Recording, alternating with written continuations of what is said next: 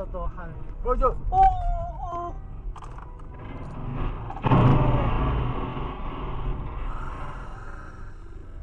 미친 새끼 그 거북이들이.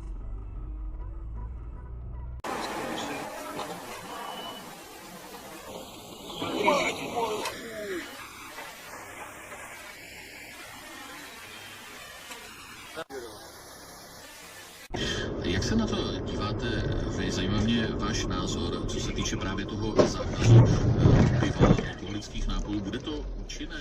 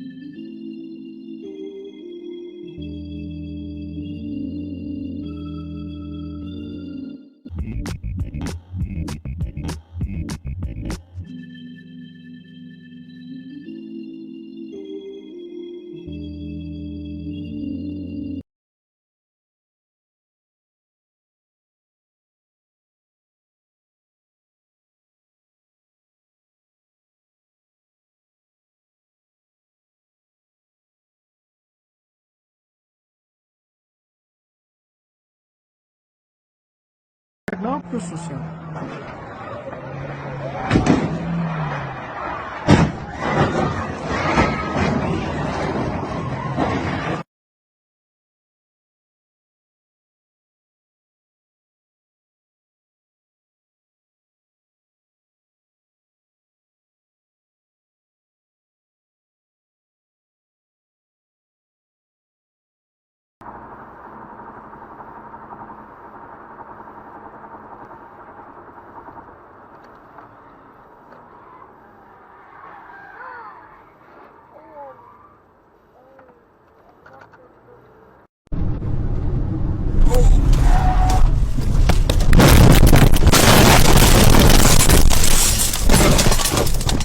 Well, that was fucking scary.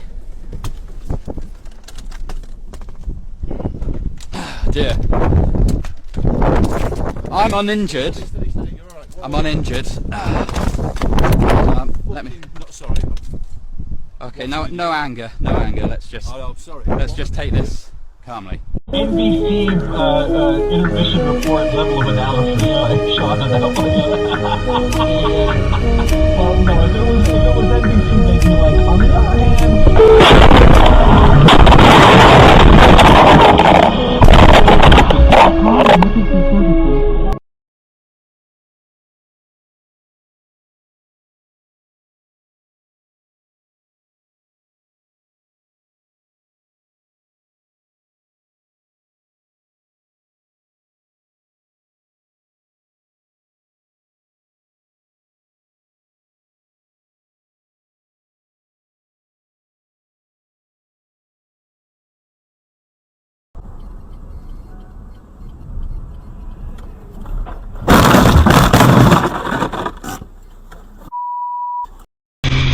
Woo!